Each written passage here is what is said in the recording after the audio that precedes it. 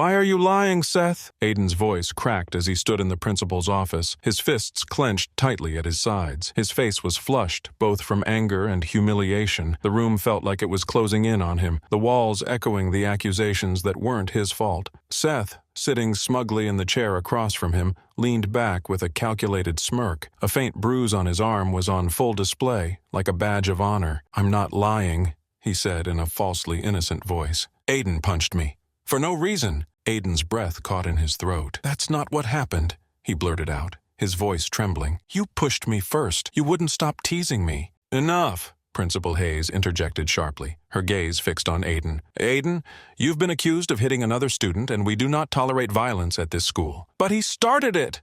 Aidan shouted, his words spilling out in a desperate attempt to defend himself. "He kept calling me." "I said enough!" The principal's voice boomed, silencing Aidan mid-sentence. She sighed, pinching the bridge of her nose. "Aidan, your father has been called. He'll be here shortly. Until then, I need you to stay here and think about your actions." Aidan's heart sank. His father was the last person he wanted to face right now. Seth's smug expression only deepened as he leaned back further in his chair, clearly enjoying the spectacle. "You're such a liar," Aidan muttered under his breath, but it was loud enough for Seth to hear. Seth grinned and whispered back, "You're just mad because no one believes you." Aidan looked down at the floor, his knuckles turning white as he gripped the edges of his chair. Tears threatened to spill, but he held them back, refusing to give Seth the satisfaction of seeing him cry. The sound of heavy footsteps echoed down the hallway, each step louder than the last. Aidan's stomach twisted into knots. He didn't need to look up to know who it was. His father. Principal Hayes glanced toward the door, adjusting her blazer as if preparing herself. The door creaked open, and there he stood, Detective Nathan Cole, Aidan's father.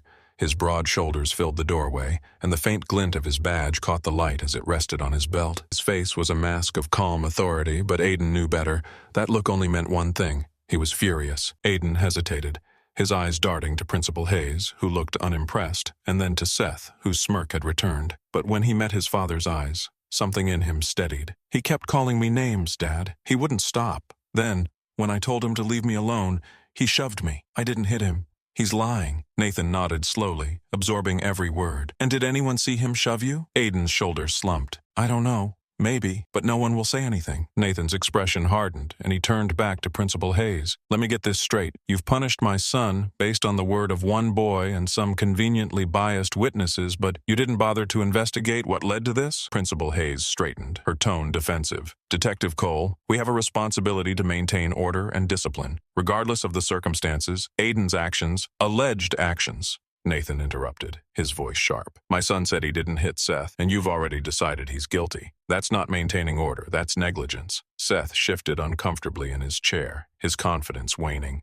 I'm not lying," he stammered, his voice losing its edge. Nathan's sharp eyes flicked to Seth, and his tone turned icy. "You know, lying to a principal and involving a parent in a fabricated incident can have serious consequences, Seth." Seth paled, his bravado crumbling. "I didn't, he just... Enough." Nathan's voice cut through the room like a blade. He turned to Principal Hayes. "If this school can't provide a fair investigation, I'll handle this myself. I'll be requesting a meeting with the school board." Principal Hayes stiffened. "Detective Cole, that's unnecessary." "It's very necessary," Nathan snapped, his voice low but dangerous. "Because you've failed my son today. And if I find out this is part of a pattern, you'll answer for it." A tense silence filled the room. Aidan looked up at his father, his chest tight with a mix of awe and gratitude. For the first time that day, he felt like someone was actually on his side. Nathan took a step back, placing a firm hand on Aidan's shoulder. "We're leaving." "But Detective Cole," Principal Hayes started. Nathan didn't stop. "We'll be back, with legal representation if needed."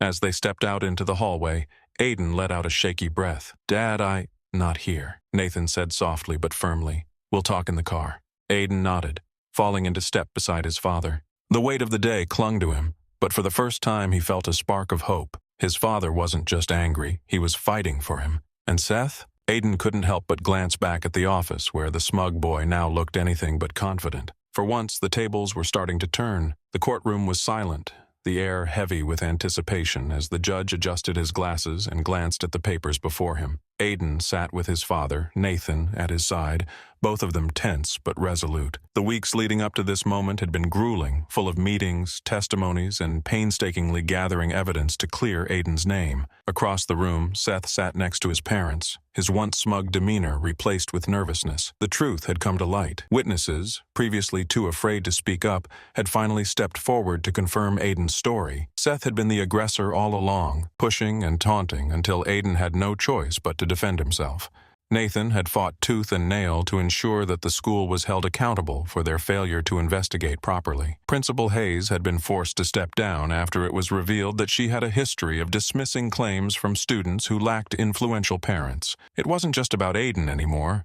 It was about setting a precedent. The judge cleared his throat, drawing everyone's attention. After reviewing the evidence and witness statements, it is clear that Aidan Cole acted in self-defense and was wrongly accused. Seth Carter's actions, both the bullying and the false accusations, are unacceptable and will not go unaddressed. Aidan's breath hitched. He looked at his father, who gave him a reassuring nod. The judge continued, his tone firm. Seth Carter will be required to attend behavioral counseling and will face disciplinary action from the school. Furthermore, the school district will implement mandatory anti-bullying training for staff and students to prevent incidents like this from occurring in the future. A murmur spread through the courtroom as the judge's words sank in. Nathan leaned down and whispered to Aidan, "We did it." Aidan swallowed hard, emotions swirling within him. Relief, validation, and a sense of closure washed over him. For the first time in weeks, the weight pressing down on his chest began to lift. As the gavel struck, signaling the end of the hearing, Nathan stood and placed a firm hand on Aidan's shoulder. "I told you, son, the truth always comes out." Aidan nodded, his eyes welling up with tears. "Thanks, Dad, for believing me." Nathan crouched down so they were eye level. "I'll always believe you, Aidan, and I'll always fight for you." As they left the courtroom, the sunlight streaming through the tall windows seemed a little brighter. Aidan walked out with his head held high, knowing that he wasn't alone, and that justice, however delayed, had finally been served.